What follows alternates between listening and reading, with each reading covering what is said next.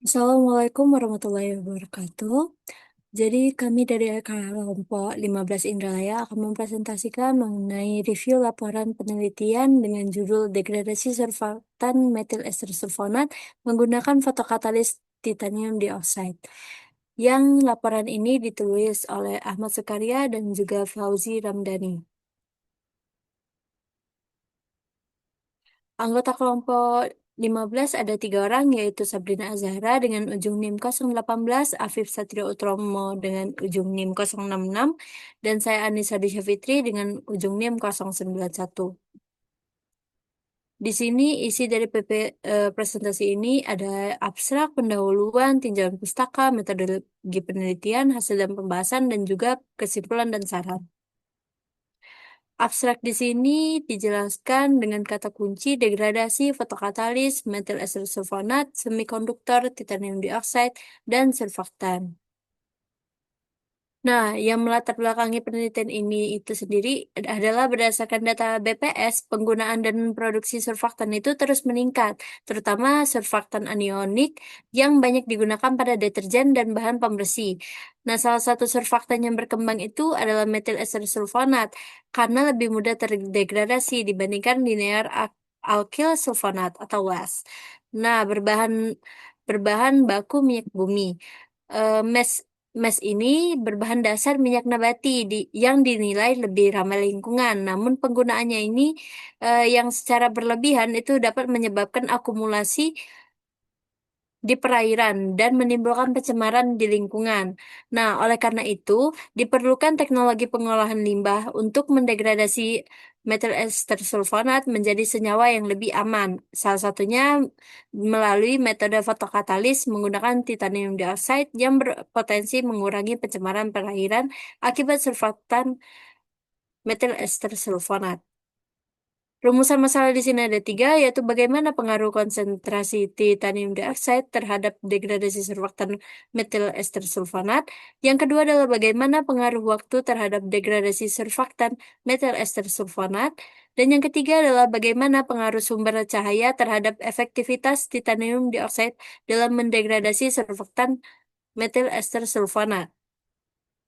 Nah, tujuan penelitiannya juga ada 3, yaitu mendapatkan pengaruh konsentrasi titanium dioxide terhadap degradasi surfaktan metil ester sulfonat, dan yang kedua adalah mendapatkan pengaruh waktu degradasi terhadap konsentrasi metil ester sulfonat, yang ketiga adalah mendapatkan pengaruh sumber cahaya terhadap efektivitas titanium dioxide dalam mendegradasi surfaktan metil ester sulfonat. Nah, ruang lingkupnya di sini ada 2, yaitu yang pertama itu surfaktan yang digunakan adalah surfaktan metil ester sulfonat, dan yang kedua adalah fotokatalisnya yang digunakan di sini adalah nanopartikel titanium dioxide.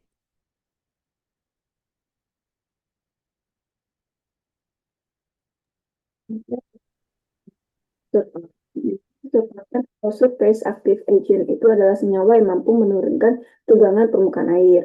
Dimana untuk strukturnya itu ada 2 sisi, yaitu adalah gugus polar, di mana hidrofilik, di mana adalah suka air atau larut dalam air. Jadi karena adanya gugus polar, jadi dia itu akan mengikat si air yang berfungsi untuk melepaskan dan juga mendispersikan kotoran.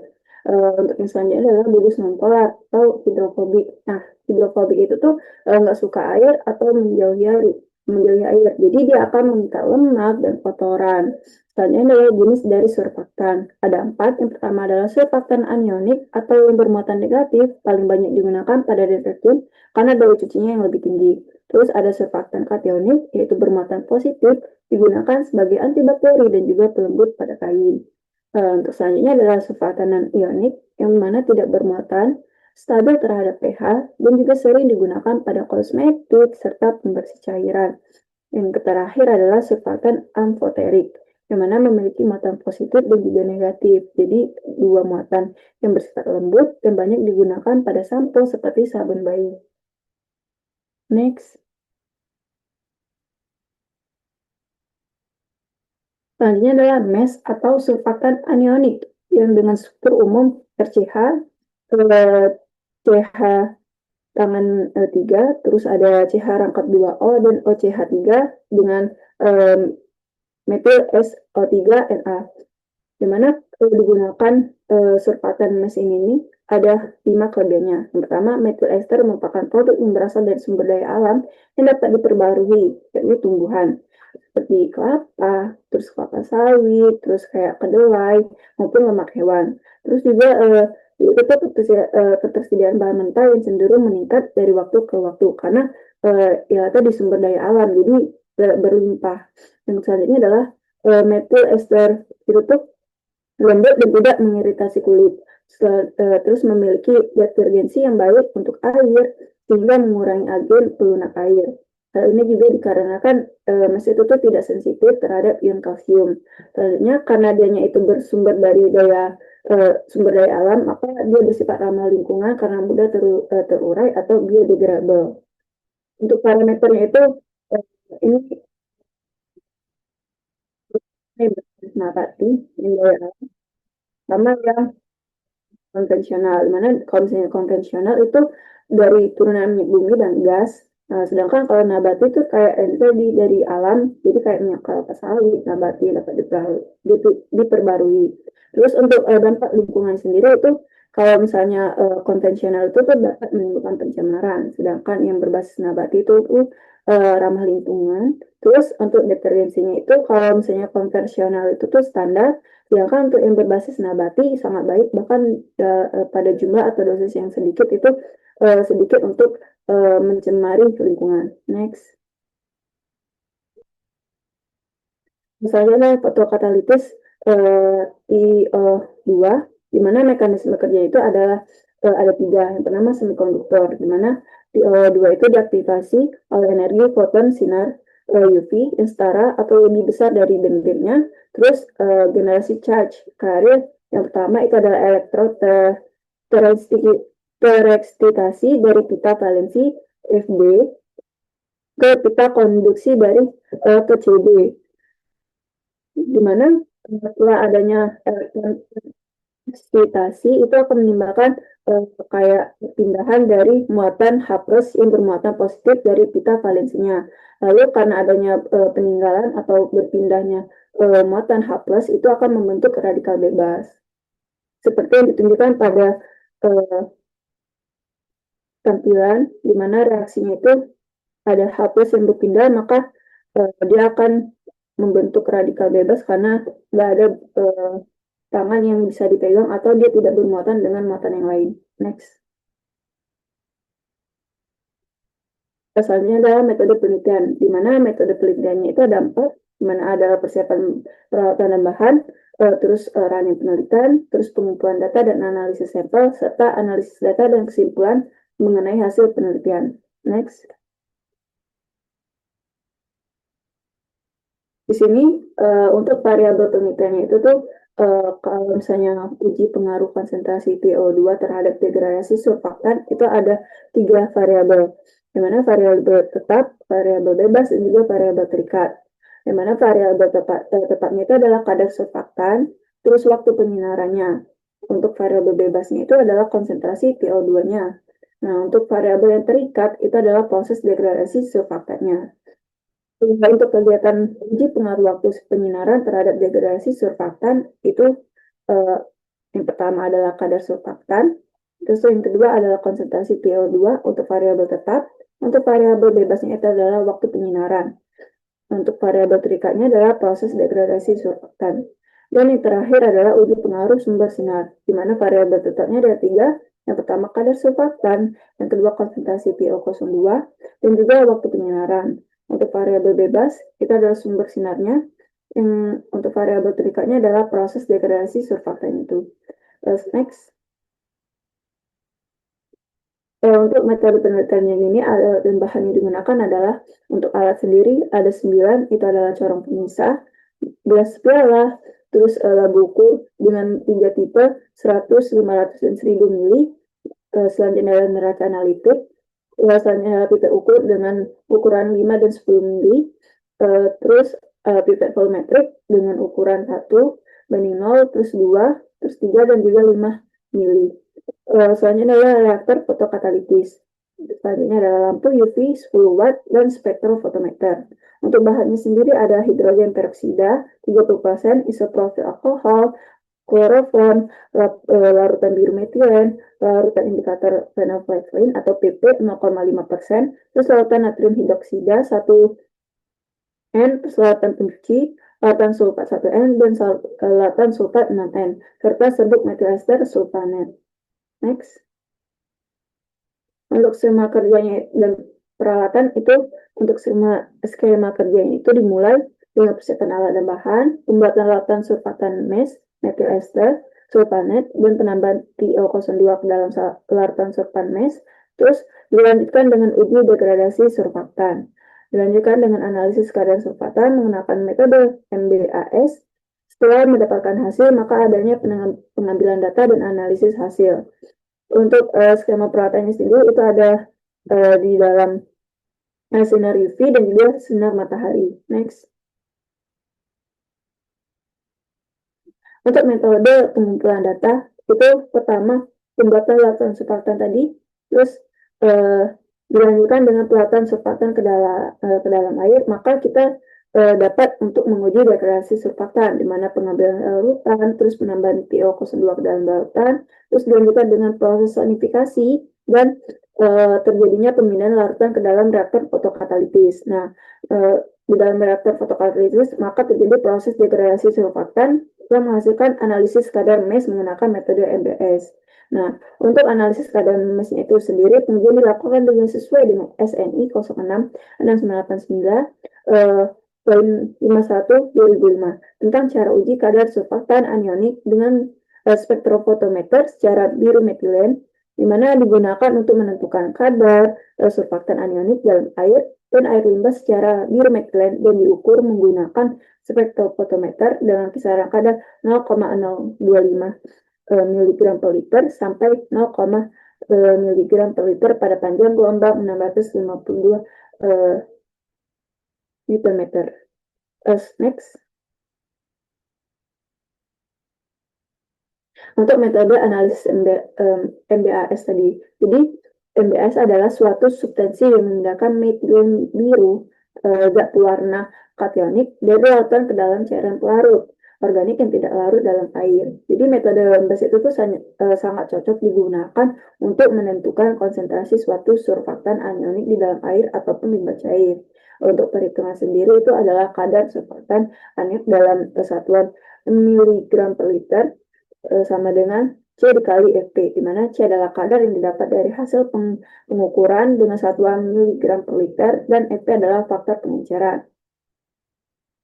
Dan analisis ini juga menggunakan SNI, Standar Nasional Indonesia, dari metode standar internasional, yaitu Standard Method for Examination of Water and Wastewater, edisi ke-20 pada tahun 1998. Yang Harris Cherry dan kawan-kawan pada Washington DC. Terus selanjutnya adalah pengukuran dengan spektrofotometer. Setelah didapatkan data analisis dari MBAS, itu kita melakukan pengukuran spektrofotometer dengan menggunakan kombinasi sumber cahaya, terus perangkat dispensi atau monokromator dan detektor. Terus dilanjutkan dengan menganalisis spektrum absorpsi sampel MBAS pada panjang gelombang yang spesifik. Terus ketika radiasi elektromagnetik dengan intensitas mula-mula atau L0, sebagian radiasi tersebut akan diteruskan atau LP dipantulkan LR dan diabsorpsi LA yang dirumuskan sebagai berikut. Jadi intensitas mula-mula sama dengan diabsorpsi, lalu ditambah dengan radiasi yang diteruskan ditambah dengan radiasi yang dipantulkan. Pada spektrometer UV FIS itu menggunakan hukum Lambert-Beer dengan persamaan LP sama dengan F0 dikali 10 dikurang epsilon B dikali C atau A sama dengan epsilon dikali B dikali C. Next. Jadi masuk untuk ke pembahasan dari penelitian ini. Yang pertama itu pengaruh konsentrasi titanium dioksida terhadap degradasi surfaktan MES, di mana percobaannya untuk mengetahui pengaruh konsentrasi itu dilakukan dengan memvariasikan berat titanium dioksida yang digunakan, di mana larutan MES didegradasi menggunakan bantuan ultraviolet sinar ultraviolet dengan lampu UV 10 watt tadi selama 1 jam di dalam reaktor fotokatalis seperti pada gambar next. Nah, didapatkanlah juga grafik di mana berdasarkan grafik itu penambahan konsentrasi memberikan pengaruh terhadap meningkatnya degradasi surfaktan mass, di mana bisa dilihat di grafik itu kalau konsentrasinya 0,5, persen degradasinya cuma 11,97%. Kalau 1 miligram liter itu persen degradasinya 27,76, dan yang paling tinggi 1,5% itu mendapatkan persen degradasi 33,91%. Jadi semakin besar konsentrasi titanium dioksidanya maka semakin besar juga persen degradasinya. Hal ini menunjukkan kalau semakin banyak eh, titanium dioksida yang ditambah, semakin banyak pula situs aktif yang tersedia untuk menyerap cahaya dan membentuk radikal hidroksil, sehingga proses pemecahan senyawa MS-nya menjadi lebih efektif. Next slide. Di mana ketika titanium dioksida itu menerima cahaya, elektron pada pita valensinya itu tereksitasi ke pita konduksi sehingga terbentuk pasangan elektron dan hole, di mana elektron yang terbentuk itu dapat bereaksi dengan O2 menghasilkan radikal superoksida, sedangkan hole-nya itu bisa bereaksi dengan H2O atau hidroksil tadi untuk membentuk radikal hidroksil. Nah, radikal-radikal ini sangat reaktif dan akan mengoksidasi senyawa organik seperti mes hingga terdegradasi menjadi senyawa yang lebih sederhana. Tapi jika elektron dan hole itu bisa berekomendasi atau bereaksi satu sama lain, prosesnya itu akan menjadi kurang efektif karena energinya itu hanya berubah menjadi energi panas. Next slide.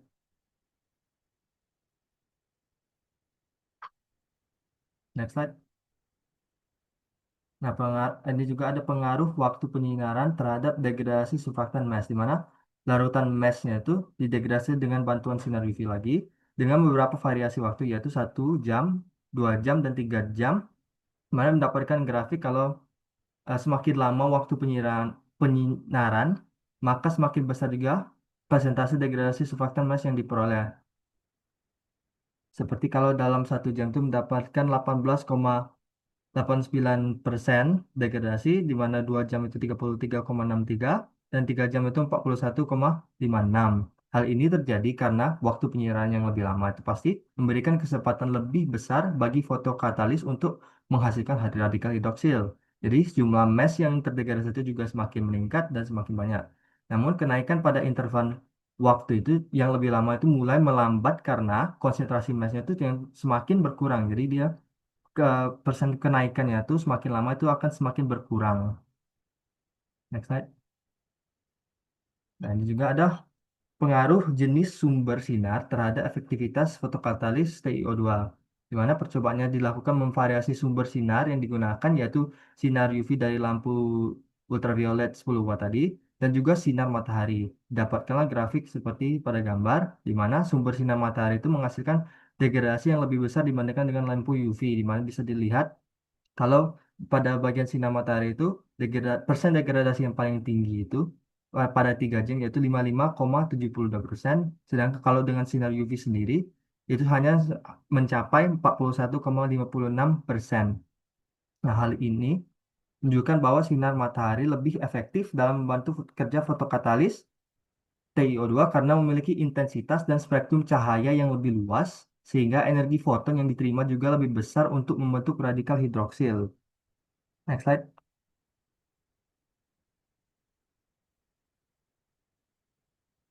Nah, jadi sinar matahari ini memiliki intensitas dan rentang panjang gelombang yang lebih besar dibandingkan lampu UV, di mana untuk sinar matahari itu 310 sampai 230 nanometer, di mana lampu UV itu hanya 200 sampai 380 nanometer. Perlu dicatat, perlu dicatat juga kalau sinar matahari itu merupakan gabungan antara 5% sinar UV, 45% sinar tampak, dan 50% sinar infrared. Nah, sehingga energi foton yang diterima dari fotokatalis juga lebih tinggi jika dikenakan oleh sinar matahari. Energi ini mampu mengaktifasikan TiO2 secara lebih efektif untuk membentuk pasangan elektron dan hole yang tadi, lalu menghasilkan radikal hidroksil yang lebih banyak jadi lebih reaktif. Nah, radikal tersebut kemudian akan bereaksi dan mendegradasikan MES lebih optimal sehingga hasil degradasi dengan sinar matahari itu menjadi lebih tinggi daripada lampu UV. Next slide. Jadi kesimpulannya di sini ada tiga, yaitu yang pertama adalah penambahan konsentrasi titanium dioksida itu dapat meningkatkan presentasi degradasi surfaktan MES. Nah, diperoleh hasil degradasinya itu maksimal sebesar 33,91% dengan konsentrasi titanium dioksida itu 1,5 miligram per liter. Nah, yang kedua adalah degradasi surfaktan MES ini meningkat seiring dengan bertambahnya waktu penyinaran sampai pada variasi maksimum di mana fotokatalis itu dapat menghasilkan radikal hidroksil yang lebih banyak. Nah, waktu penyinaran ini yang terbaik itu didapatkan pada penelitian ini itu di 3 jam dengan hasil degradasinya itu sebesar 41,56%. Nah, yang ketiga adalah degradasi MES ini dengan bantuan sinar matahari itu lebih efektif dibandingkan menggunakan sinar UV 10 watt dengan hasil degradasinya mencapai 55,57%, sedangkan hasil degradasi menggunakan sinar UV itu sebesar 41,56% saja. Nah, saran pada penelitian ini itu adalah melakukan penelitian pada musim kemarau sehingga mendapatkan sinar matahari yang optimal. Nah, yang kedua adalah melakukan variasi konsentrasi dan waktu penyinaran yang lebih banyak lagi, minimal sampai terbentuk degradasi MES yang stabil sehingga didapatkan data yang lebih baik untuk menarik kesimpulan. Referensi yang dipakai dari laporan penelitian Ahmad Sukaria dan Fauzi Ramdhani dengan judul Degradasi Surfaktan Metil Ester Sulfonat menggunakan fotokatalis titanium dioxide dari Universitas Sultan Ageng Tirtayasa, jurusan Teknik Kimia, Fakultas Teknik. Itu tadi adalah presentasi dari kami. Jika ada yang ingin bertanya, silakan bertanya.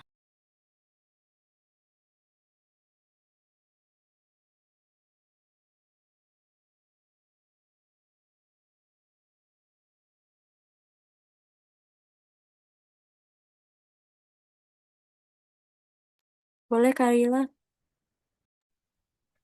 Oke, saya izin bertanya kepada kelompok 15 dari presentasi kalian tadi, bagaimana sih pengaruh pH larutan terhadap efektivitas fotokatalis TiO2 dalam mendegradasi MRS atau methyl ester sulfonat? Terima kasih.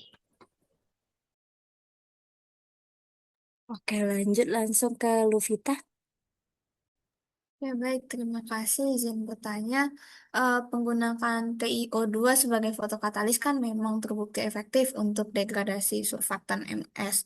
Tapi ada nggak, apakah ada potensi dampak lingkungan baru dari akumulasi nanopartikel TiO2 di perairan jika digunakan secara masif dalam pengolahan limbah? Oke, teman-teman, terima kasih udah bertanya. Eh, boleh ada dari teman kelompok 15 jika ada yang ingin menjawab terlebih dahulu, dipersilakan. Boleh izin saya untuk menjawab pertanyaan dari Kayla, di mana kan bertanya dari apa? Efek pH terhadap efektivitas degradasi MES.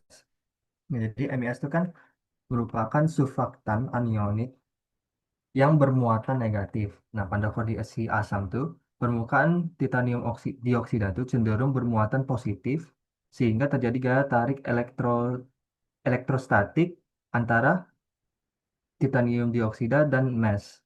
Hal ini membuat kontak antara katalis dan surfaktan itu menjadi lebih baik sehingga proses degradasinya itu meningkat. Sebaliknya, pada kondisi basah, permukaan titanium dioksida itu dan MES itu sama-sama bermuatan negatif sehingga terjadi gaya tolak menolak. Akibatnya absorpsi MES itu pada permukaan katalis biasanya itu menurun dan efisiensi degradasi juga menjadi lebih rendah. Jadi pH itu mengaruhi degradasi melalui mekanisme interaksi permukaan antara titanium dioksida dan surfaktan MES, di mana kondisi sedikit asam itu sedikit asam hingga netral itu umumnya lebih optimum untuk fotodegradasi. Apakah sudah menjawab pertanyaan kalian? Sudah cukup menjawab, Afif. Terima kasih. Jadi saya sendiri akan menjawab pertanyaan dari Luvita mengenai titanium dioksida itu emang penggunaan titanium dioksida itu memang berpotensi menimbulkan dampak lingkungan jika digunakan secara terus-menerus dalam bentuk nanopartikel bebas di perairan. Nah, hal ini itu karena titanium dioksida ini terkena cahaya yang dapat menghasilkan radikal hidroksil yang sangat reaktif. Nah, radikal tersebut itu tidak hanya mendegradasi surfaktan mes itu sendiri, tapi dia juga bisa mengganggu mikroorganisme dan biota air apabila terakumulasi di lingkungan. Nah, selain itu juga ukuran titanium dioksida ini yang sangat kecil itu bisa nyebabin partikelnya itu mudah tersuspensi dan sulit mengendap secara alami sehingga berpotensi meningkatkan kekeruhan di air. Nah, tapi pada penelitian ini itu titanium dioksida ini digunakan pada dalam skala laboratorium dan jumlahnya relatif skalanya kecil. Nah, untuk aplikasi di industri itu potensi pencemaran yang disebutkan tadi itu dapat diminimalkan dengan proses recovery katalis, sedimentasi, filtrasi, atau imobilisasi titanium dioxide pada media pendukung agar partikelnya itu tidak terlepas ke langsung ke lingkungan. Apakah sudah cukup menjawab, Luffy? Sudah cukup menjawab. Terima kasih atas jawabannya. Oke, terima kasih. Jadi itu tadi adalah penutup dari presentasi kelompok 15 Indralaya. Mohon maaf jika ada kesalahan kata atau dalam ucapan selama presentasi berlangsung. Kami akhiri. Wassalamualaikum warahmatullahi wabarakatuh.